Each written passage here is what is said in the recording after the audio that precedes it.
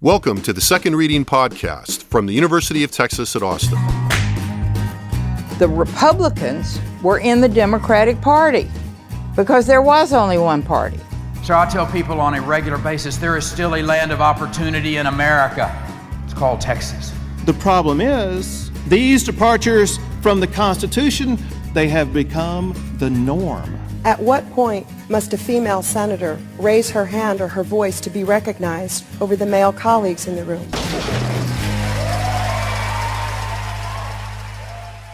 And welcome back to the Second Reading Podcast. I'm Jim Henson, director of the Texas Politics Project at the University of Texas at Austin, joined again this week by Josh Blank, research director of the Texas Politics Project. How are you on this rainy Tuesday morning, Josh? Not to date ourselves too much. I think I'm feeling pretty good. I like the rain, a little change of weather, you know. I mean, I was definitely like one of the people in Austin freezing yesterday, but, you know. Yeah, I mean, it was like in the 50s yesterday. It was like in the 50s. It was cold. Okay? I don't care what you think, where you're from. Well, you know, we get acclimated, I suppose. So, you know, last week we started by noting that, you know, as the legislature continues to get itself organized, you know, there hadn't been a lot happening. Right. Now, that dynamic continues somewhat this week since we recorded last week. But, you know, we've seen more stirring around, shall we say, as an old friend of mine used to say, and in the legislature and in political circles, and we're beginning to see things gel a bit more. Mm-hmm. We're still not to the fat part of the action, but you know, same time in the last week, we saw a couple of interesting things. One, the unveiling of the first draft of the budget bills in the House and Senate, which, you know, was foreshadowed in last week's teaser from Lieutenant Governor Patrick about, you know, the budget he had produced. He'd authorized, I believe. He had authorized the budget he had authorized. That was the word I couldn't remember. Yeah. And, you know, and also, you know, in terms of, you know, very inside baseball, though there were a couple of media stories on this because there's not much else to write about if you're on the beat. And that was the much-anticipated unveiling of committee assignments by Lieutenant Governor Patrick again in the Texas Senate. So let's start with the latter, I think. You know, talk a little bit about the committee assignments, but just a little bit in the sense that in the direct committee assignments, at least at kind of first take, you know, there were not a lot of surprises. There were a few things you could kind of notice, I think. You know, the Lieutenant Governor's current crop of go-to senators, shall we say, you know, were in charge kind of where you thought they were going to be without a lot of change. Senator Schwertner still has Business and Commerce, Senator Hughes at State Affairs, and, of course, Senator Huffman at Finance. And, of course, a very busy week for Senator Huffman given the release of these budget documents.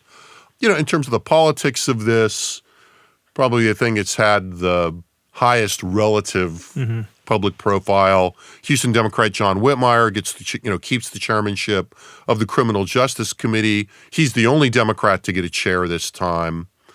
You know, and this became kind of, the thing that got a lot of attention for its implications in Capitol circles. Now, you know, Senator Whitmire is running for mayor of Houston because the thought of him, you know, not being in politics seems completely crazy. Hard to imagine what he would be doing or what he would want to do with his time. So he's running for mayor of Houston. And so this chairmanship has something of an expires by date on it. And the lieutenant governor straightforwardly said that once the senator exits the Senate one way or the other, he won't appoint any more Democratic chairs. And this will be kind of the, you know, he hasn't put it quite this starkly, but the slow death of, you know, the much discussed tradition in Texas, very different from D.C., of there being the minority party in the legislature getting some chairmanships. Very notable during the period of you know, monotonic, you know, Republican rule.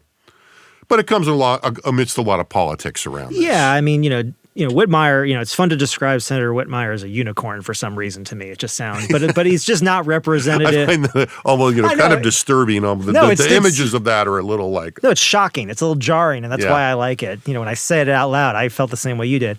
So anyway, but that's right. I mean, this isn't repeat anywhere else. I mean, Whitmire's been in the Senate since 1985, I believe.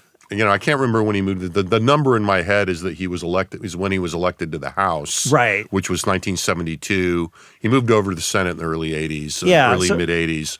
But, has been a fixture in the Texas Legislature. He's up there basically, and this is part of his stature in the Senate, and part of frankly, the cover that the lieutenant governor has, even setting aside however you might view Senator Whitmire's politics and how he fits into the tapestry here. He is the dean of the Senate, as you will hear if you watch, and has been there a long time. I think he is up there in terms of members. It's he, Representative Thompson, and Representative Craddock are the three senior personages in the legislature writ large, all from, Tom Craddock's been there since actually the late 60s. Right. So, his seniority makes him unusual. The fact is, his profile as a Democrat, as a Houston Democrat, makes him unusual. His profile as a Democrat in Texas over the time period he's covered makes him different. So he doesn't count, but the broader context, of course, is, it's hard not to have this contrast with all the calls emanating, especially from the far right of the Republican Party, to prohibit Speaker Phelan in the House from appointing any Democratic committee chairs. Yeah, the key context here is, there are calls emanating, and this has been going on for a while, although it's really sort of notched up in the last year or so. Right. During the last session, but certainly in the run-up to this one, lots of calls emanating from GOP state party chair and former House backbencher Matt Rinaldi to end the tradition of awarding the minority party committee chairs in both chambers. This is empowered by an item they put in the primary ballot that, of course, I think this is a part of this. I mean, this is one of those areas where attitudes are kind of not very deep, but it's pretty bankable that if you put something on the primary ballot that says, should it be part of the, Republican part of policy to not, part of the platform to not have Democrats be chairs, everybody's going to say yes. Yeah, exactly. We say this is not really like a thoughtful question. Now, look, people may believe this, but the reality is this emanates, again, from, the party platform, which is developed by party activists, and so it is what it is. But I think the main point is to say, it's easy to kind of look at this and say, hey, wait a minute, there's such a big deal about the fact that there's going to be, there might be Democratic chairs in the House.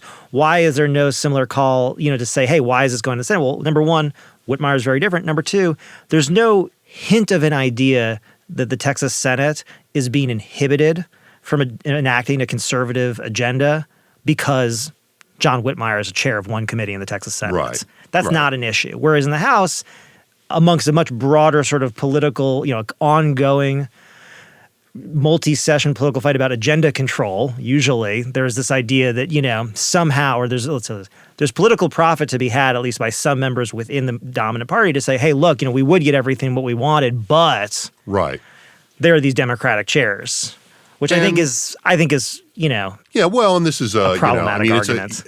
In a lot of ways, it's a relatively easy play for Dan Patrick in terms of the contention generally between the way that the Senate and the House have sort of interrelated in the last few sessions, if not even in the big sense historically, but also in terms of the not good relationship between the Speaker and the Lieutenant Governor.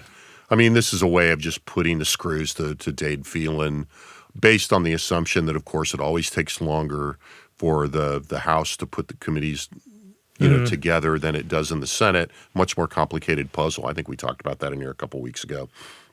And it just kind of puts the screws to Phelan, who's been pretty clear that he is not going to, not appoint Democratic chairs. What you're left with now is, at what point is he going to settle, acknowledge this fight, probably reduce the number of chairs from the last time? And then what is that number? There's all kinds of different speculation. It's one of the things that, there's a lot of speculation floating around out there on this. Yeah, and I hadn't thought about it, but at what point does that appeasement actually just kind of make it pointless? In the sense that, part of the reason that, Phelan can say this is important because ultimately it gives, Democratic members more skin into the game. And honestly, it's hard. A legislative session is hard, and it's especially hard in the House to get stuff through. And it's especially harder still when people are outright at war with each other. So there is value to bringing Democrats and making them, giving them, more investment in the process. Having said that, if you say go from, and chairs and then say, well, we're going to give you these 2 committee chairmanships. At some point, it's like, well, you may as well just have given nothing. Right. I mean, well, I mean, look, along those lines, I mean, talking about this is just it serves as a very useful stalking horse for simply, for the argument that Phelan's not conservative enough, he's not enough of a Republican, et cetera. Again, from a fairly narrow band of, participants in the direct participants in the process, despite the fact that, as we've said, you can get this to poll well and, Well, and it relies on an overly simplistic view of how governance actually works in a legislature. Yeah, all that said, that I was thinking about this morning, and I don't know what I think about this, but it does make me wonder if, in the big scope of things, we are seeing the beginning of the end of this tradition, right? That, on one hand, it can feel very of the moment for some of the reasons we've talked about, right? That, this enables, for all the politics we've already talked about without recapping it again. But, if you step back, would I be surprised if in a few more sessions down the line, for lack of a better, more precise, say in 10 years, that this tradition had kind of gone by the wayside? That, in other words, Patrick goes, you don't have any Democratic chairs in the Senate next time, or, should Patrick follow through with that, and I have no reason to think he won't. And Phelan scales down the number in response to this and to the pressure. Is it very likely that we see those numbers go back up in the future? I mean, it's not impossible to envision a scenario with a more moderate, or I shouldn't even say more. I can't imagine a less conservative lieutenant governor. But it's, it's kind of like, what we said about the border security thing. Who is going to be the lieutenant governor or the future speaker that stands up, at least in politics as configured now, particularly in the Republican Party, and raises their hand and says, you know what, we need to go back a little bit. We need to backtrack on this a little bit and return to a somewhat more cooperative model that's based on, more out-party chairs. It's just, it was probably one of the first times that I kind of thought about this in a longer term rather than the politics of the moment, and kind of, I think it's reasonable to think this may very well be the beginning of the end of that. Yeah, I like the way you put that. I mean, if we're placing bets right now and we said, okay, in 10 years, do you expect the majority party to appoint minority, party chairs or not? And your choice is yes or no, whatever, make the bet whatever you want to say. Okay, I'm going to go no. Yeah. And it's not even like I have to think about it that much. I mean, it's a pretty safe bet. I mean, in one way or another, whether the state gets more competitive, one thing to think about is so if Democrats eventually capture the majority in the House, are they going to put Republican committee chairs? I highly doubt it. Yeah, right. But the other thing that I think, just to make one especially given how far out that probably is. Yeah, exactly. But I think the other thing that this, to some way, in terms of the politics of the moment that's interesting to me is, and how this interacts with the agenda piece of this is that, in an overly simplified view of governing is, look, if, let's say, for example, this is going to be a public education session, you're not going to put a Democrat as the chair of the public education committee in the House. Right. It's not happening.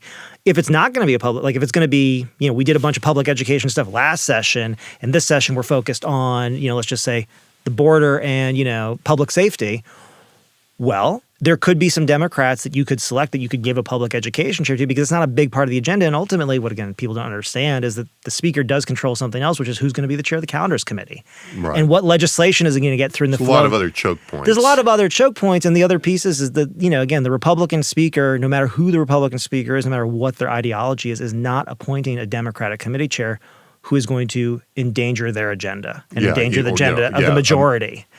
And so that's something that, and that's what I think people, again, I understand why it's valuable politically to make a big deal out of this, and why, the speaker doesn't want to necessarily walk away from this tradition, because the person who benefits from this is really, I think the speaker and the House in some ways, in terms of, again, intangible benefits. Right.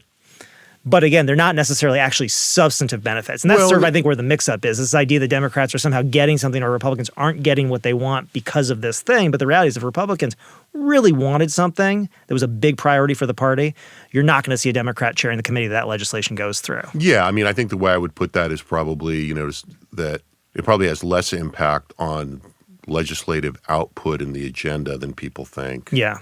But what's out there is, the internal politics of, particularly in the House, the position of the presiding officer vis-a-vis the body, right? Yeah. And so At this point, one might argue, and I think reasonably convincingly, that Phelan gets a lot of political benefit and political backstop from, having a relationship with at least some Democrats, which has been the pattern, historically.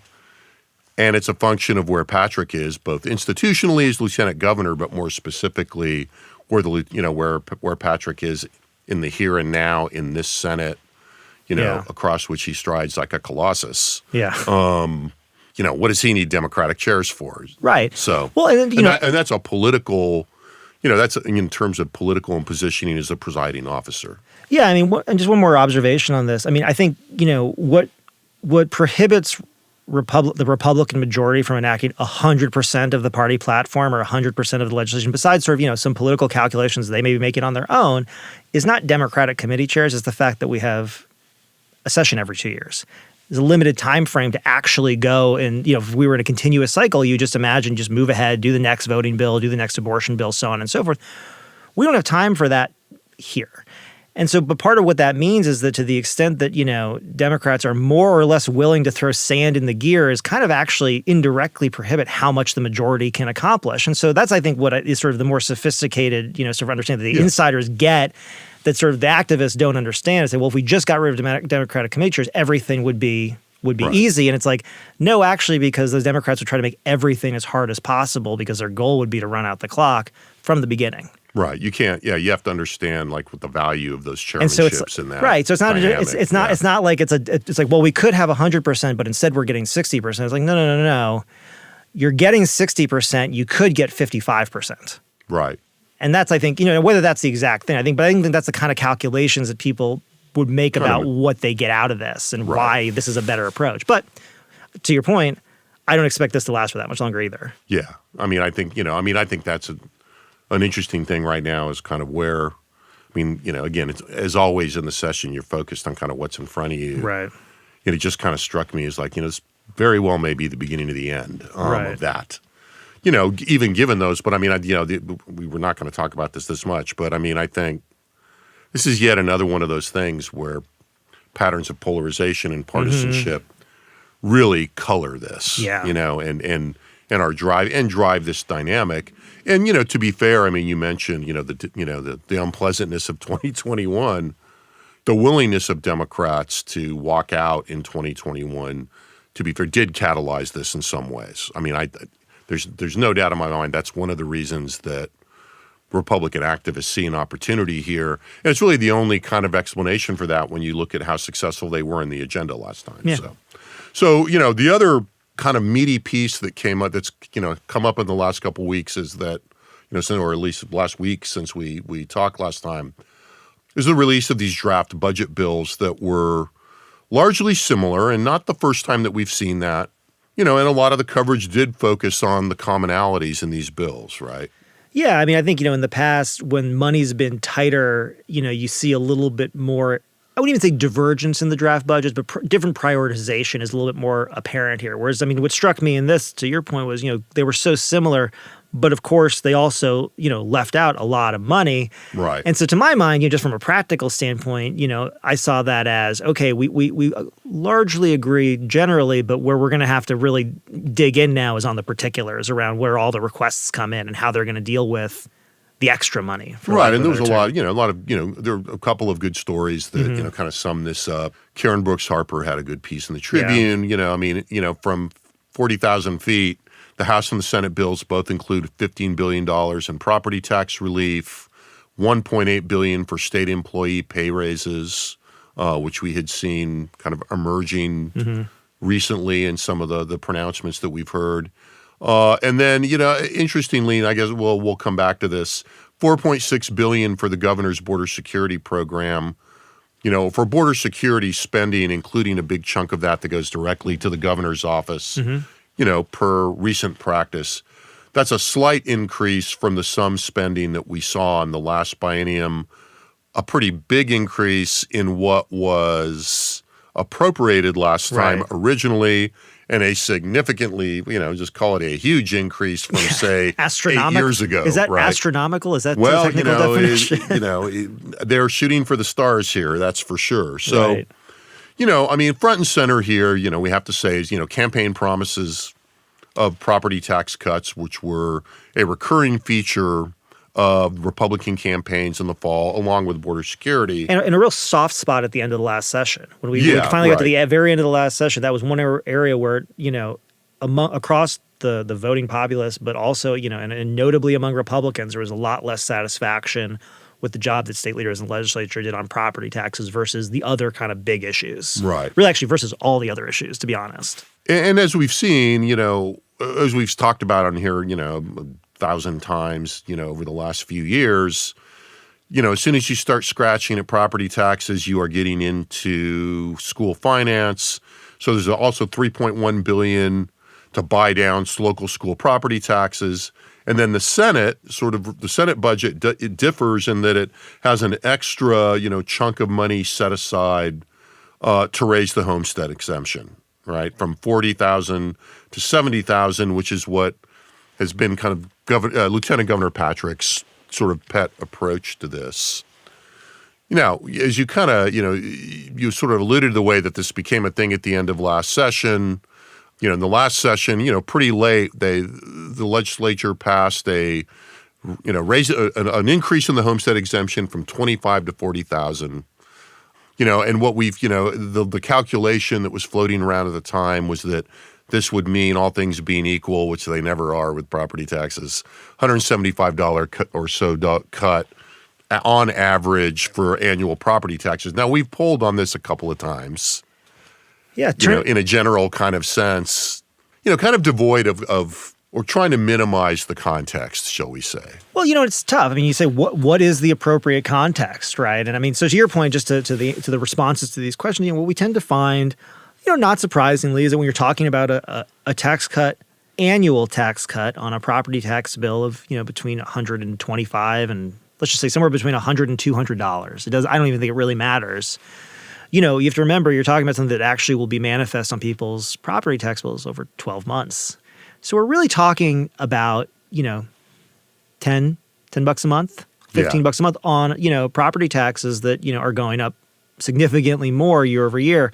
And so it's not surprising to find people kind of shrug their shoulders at this and say, yeah, this isn't really going to make much of a difference. Now, the other factor here, of course, is the fact that property values fluctuate. And so ultimately what ends up happening is two things. One, this dollar figure gets eaten into basically every year in most places if the economy is good and if property values are going up. Right. Now, what the legislature would say is less so than it used to because of limits placed on localities and how much additional revenue they can raise on existing properties, and that's true. So there has actually been some compression of this. But the issue here is that, there's two sort of things that kind of make this squishy. One, most people don't notice it. If they do notice it, it's probably unlikely that they're going to think that it affects them that much. It might get erased in the next few years, but the legislature actually still has to pay for it. Right. And so, I think, it's an interesting play. Obviously, this is going to be one of the major negotiating points. And, as we've been saying for the last couple of weeks, one of the things that's interesting about the budget, about these budget bills, is that they are another step in us looking at where the horse trading is going to be and what the negotiating points are going to be.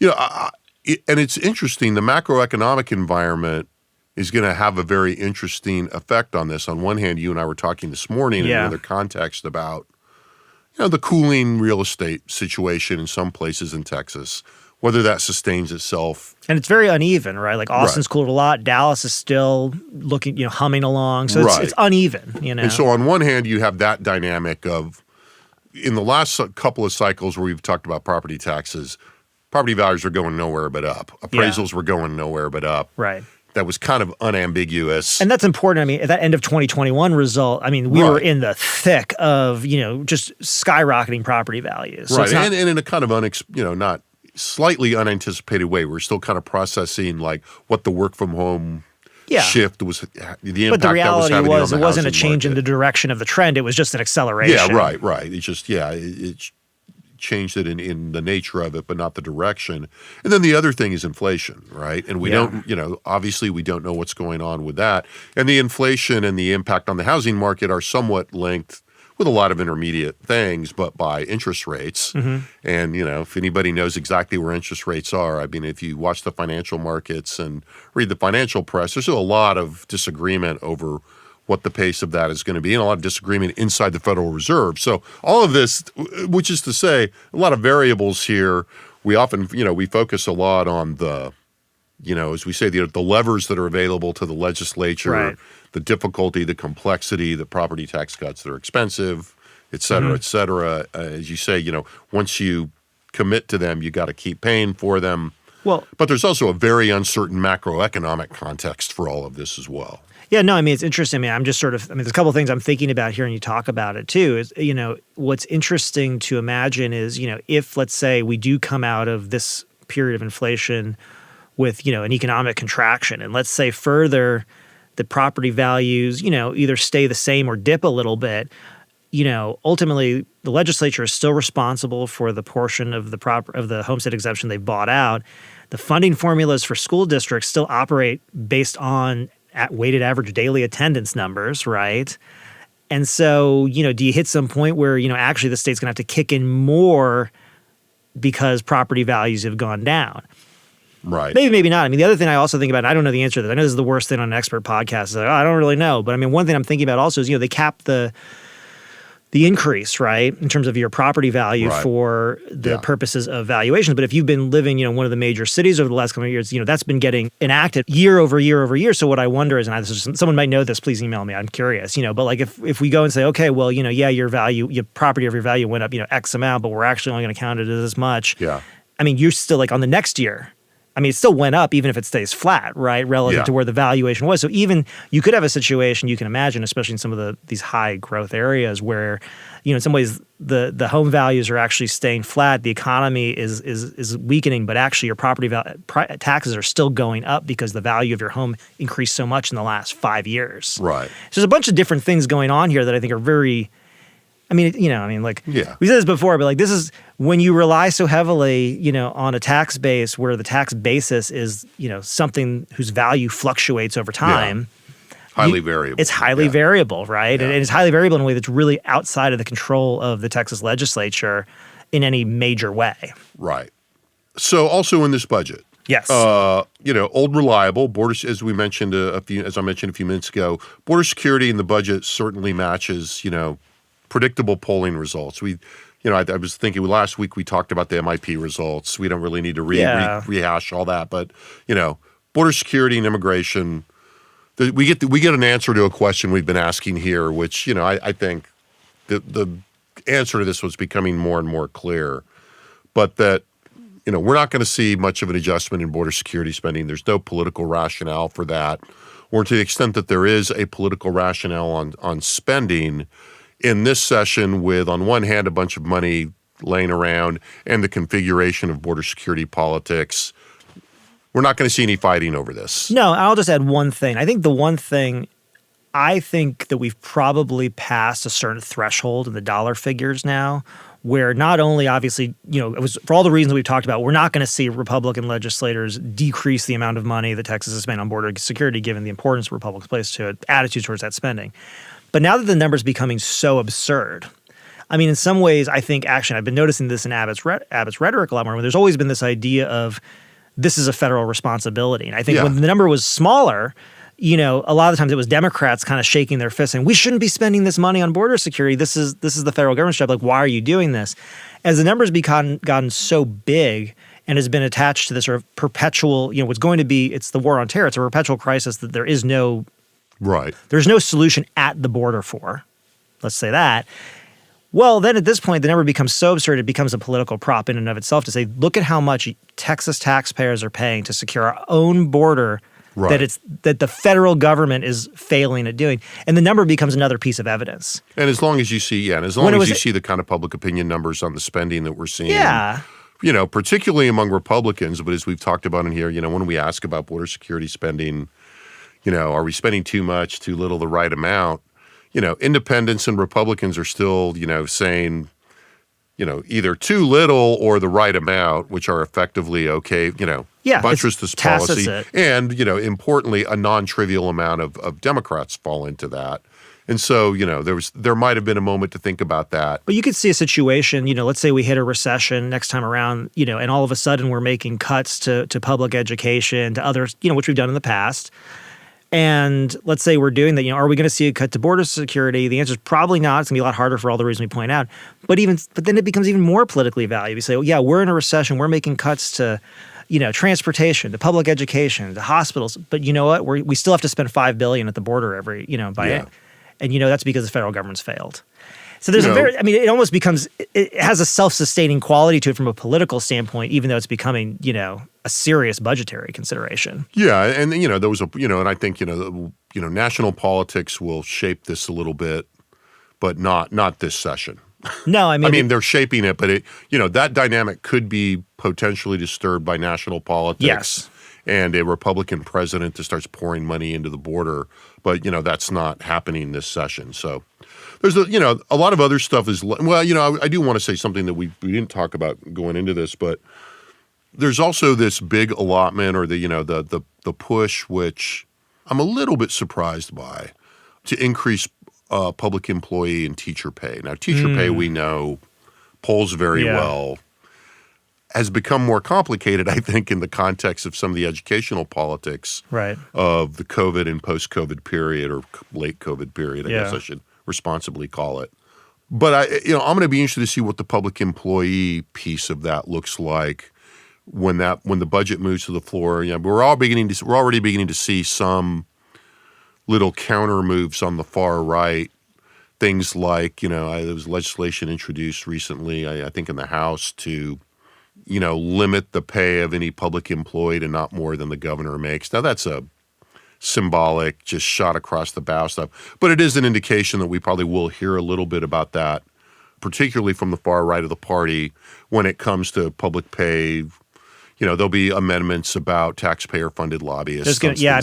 It'll be a vehicle for a lot of things, but I think it's interesting to see that there does seem to be a bit of consensus on the state leadership on that.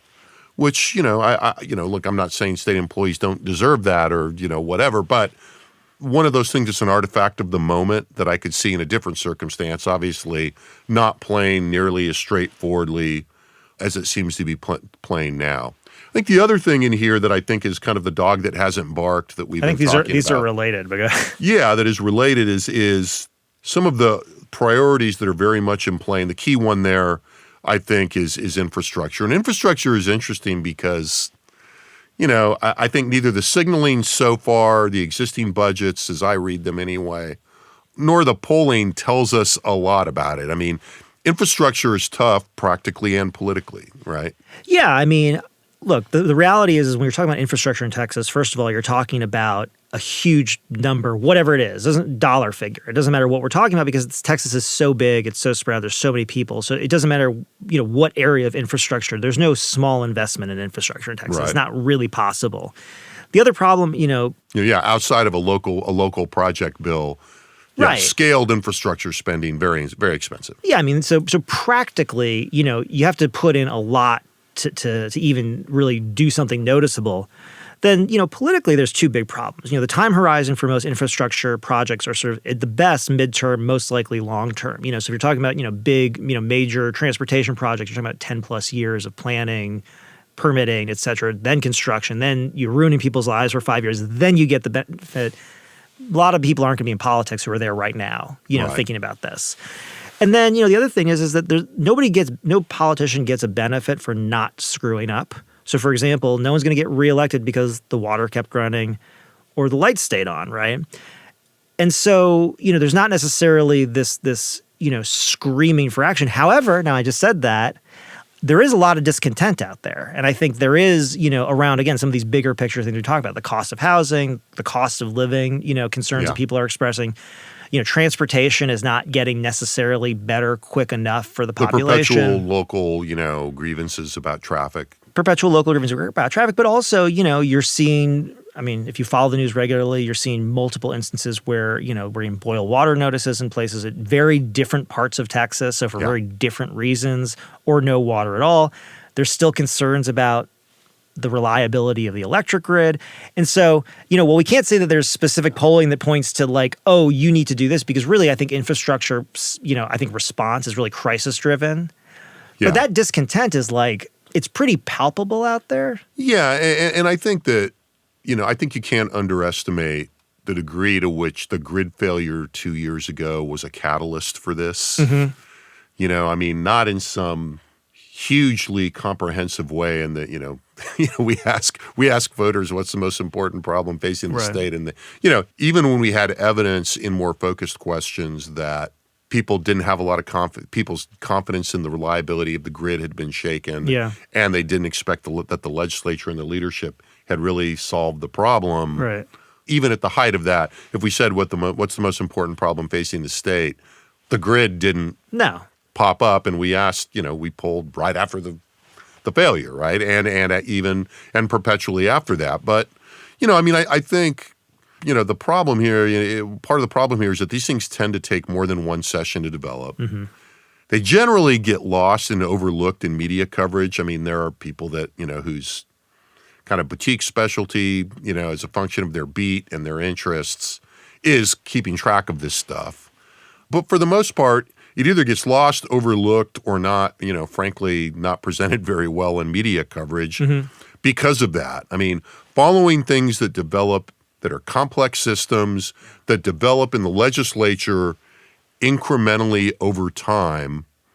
Look, anybody in the legislature that's been around will tell you, you don't do these big things in one session. You look at, and we've talked about this, what happened in the middle of the last decade when we saw some steps forward on transportation and especially on water. That wasn't like, aha. Yeah. We walked in, we did this was the session. It was the product of a lot of painful negotiation, and failure, and moving bills through the process, and, getting a lot of stakeholders with a lot of influence in the process. And also from a legislative perspective, these things take a lot of expertise, a lot of patience, a lot of time, and they're not very glorious. Yeah. And so, you see somebody like Senator Nichols, who's been the transportation guy for a long time, is chair of transportation again. And we see this in other policy areas, but it's especially so in these big, slow developing areas. You're not seeing a lot of people going, hey, I wish Senator Nichols would leave so I could be the transportation guy. Right. Right. And so these, the politics of this are very complicated. That said, as we're sitting here talking about this, I do think that I might have missed a little bit coming into this idea of the grid failure as a little bit of a catalyst, because, and again, these things also, there's political entrepreneurship involved here. There's other things going on in response to crisis, but we've seen a lot of stirring and a lot of signal setting on infrastructure this time. Well, in ways that I shouldn't be surprised at because of the money, because the money's available. On the other hand, it's not really been an environment that's been particularly focused on long-term issues. Yeah, and I'm wondering, we're talking about this kind of coming in. Even, just to add even to that list, there's a lot of attention not a lot of attention, that's a lie. There's very narrowly focused attention, at least in Austin, about, a bill by Senator Hughes that would relax compatibility requirements basically across Texas. And that'd have a big, big impact for like building in Austin. And, so I add that to this. And, it's interesting, sort of looking at polling over time, right? One of the things is you get the advantage of looking back and seeing what you missed, right? And I think, one of the things that, looking back over the last decade, I think pollsters, myself included, definitely discounted the extent of economic discontent coming out of the last recession into the Great Recession of, 08, 09, and the extent to which that, that combined with, political attitudes and really, sort of the Tea Party wave was a bit of a surprise. We knew these meetings were going on, but like we didn't know that, the Republicans were going to have the kind of extent and sweep they did in 2010. Yeah. Its magnitude was pretty shocking. Yeah. But then a lot of people kind of went back and said, oh yeah, all these white people over the age of 40 have been really, really, really negative about the direction of the country. Yeah. Now the economy. And I think it'd been easy enough to say, oh, that's just sort of partisan filtering of the environment, whatever. But ultimately, it was consequential when it became consequential. And I don't think there's something like that's going to, like, there's a groundswell here in Texas, but it is notable, and we've talked about this on the podcast stuff before, the duration of, the extent and duration to which majorities of Texans are saying the state's on the wrong track. The extent and duration of which, people keep saying that that Texas's economy, not the national economy, which again gets filtered very much through sort of who's in the White House, but Texas's economy is not sort of a standout performer, as what it used to be. It depends on how you ask the question, but ultimately there's more negative views of Texas economy because people have their own personal economic situation. You're seeing again this trend of negative attitudes. We ask about inflation, same thing. You look at attitudes on housing, you look at attitudes on transportation, you say there's an underlying discontent here that, like, I think it's easy to kind of look and say, this is too amorphous because it's not, or it's just Democrats. And that's the thing. If it were just Democrats, you say, oh, it's just Democrats having sour grapes. Right. But the reality is, I think it's not, and we see this in the question we talked about before. We looked at reactions to the state's growth, and they're most negative among Republicans. Yeah. And that may be about something else, but overall, to the extent that the state is growing continuously, and that, there's this kind of increasingly widespread notion maybe that the state is not responsive to this growth. And this is one of the main December results that I think we got when we asked this question about whether or not state government is responsive, to Texans or not. Or addresses or ignores the needs of Texans. And over the last 5 years, we've seen a significant shift in Texans' views on whether the state's actually responsive to Texans' needs. Yeah, an inversion. Inversion, if you will.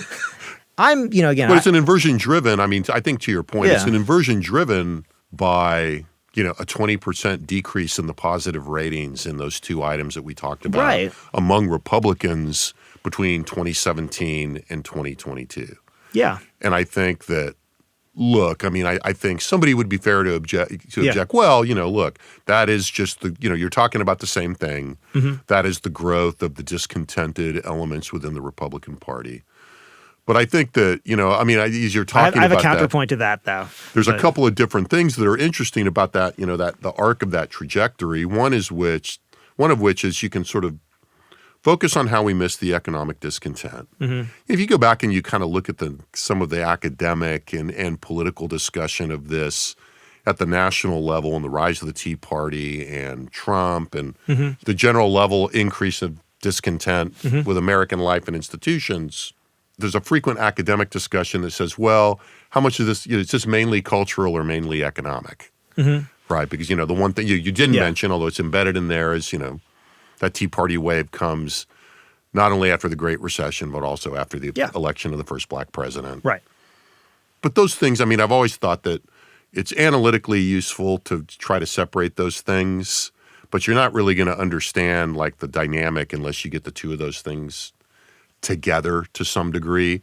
And we're still seeing that in terms of the the way that, but I think you're right that the economic piece of that, was easy to underestimate or to file away as, subject to partisanship. Sour grapes or whatever. Right. Any number of things that. Not giving, it's like, oh, Republicans don't want to give, credit to a Democratic president for a recovering economy. Fine. But this is the point. We say, but that doesn't apply to Republicans evaluating Texas' economy. Right. Or their own personal economic situations.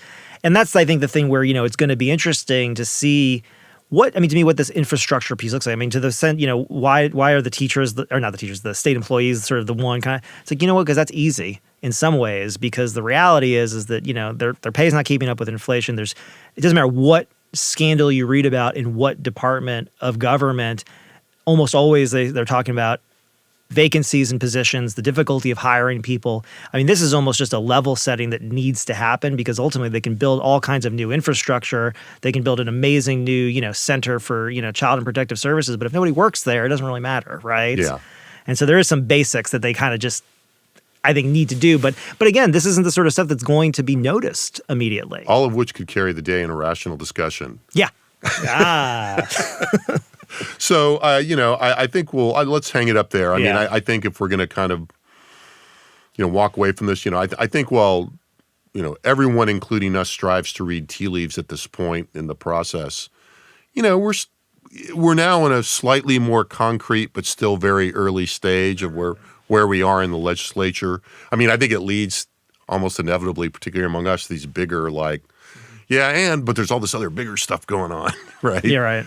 And I think, some of the key things, that are still yet to be determined in terms of where this session falls between 2019 and 21 2021.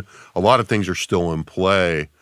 I think if, what am I watching this week? How much does, what are we still watching?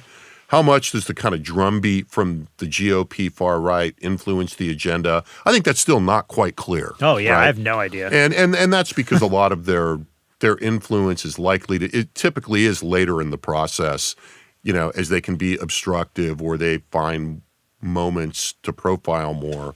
And then how much of this, kind of growing background on infrastructure, and, one thing that I just want to kind of highlight from what the discussion we had, this really is still a very broad discussion, and that is in part a function of the objective conditions you're talking about, in which the lag between growth and infrastructure in the state, which is kind of undeniable, but also, the presence of all of this money. And I think we should, come back and before we, want something we didn't elaborate too much on, but to flag again as a takeaway, that budget did leave a lot of money set aside so that at this point nobody is talking about breaking the spending cap. A lot of these big infrastructural measures, and for that matter, property tax reduction, can be addressed in ways that take advantage of safe harbors that are either in the Constitution or in statutes that enable you to dedicate funds in a way that don't fall within the spending cap. Right. So you can have constitutional elections on things. Yeah. There are already created funds for things like property tax reduction, frankly, that you can divert into those funds that don't count against the spending cap or complicate. You can that put it to the argument. voters. Right, and that which is the constitutional The easiest piece, way to do it. which is the constitutional piece, right? And so, a lot of that, I think, the true strategies have yet to gel here, but I do think that that's an indication of that because, I've been in a few discussions recently where somebody says, "Yeah, the spending cap," and people go, "Well, yeah, but you could just, just let the voters decide that they're going to give themselves a tax cut, or move it into some of these funds that are already statutorily exempt from that and were created for that reason." Right. Right. And so I think those are some of the things. Wait a minute. You mean it's not a hard spending cap? Right. Fancy that. And remember, with a supermajority, you can vote to break the spending cap. It has been done before. The leadership doesn't love to do it, but there have been moments when if it means staying for extra time or getting out early, the pressure kind of builds on those votes on the members, both their internal personal pressures and the overall pressure, is there. Yeah. So with that, thanks to Josh for being here today. Thanks again to our excellent production team in the Dev Studio in the College of Liberal Arts here at the University of Texas at Austin. If you're listening to this podcast directly through one of the podcast distributors, you can also go to our website, texaspolitics.utexas.edu. We generally have a post where we have some of the contextual data. I will almost certainly do that today. So texaspolitics.utexas.edu, go to the blog section. Thanks for listening, and we'll be back soon with another Second Reading podcast.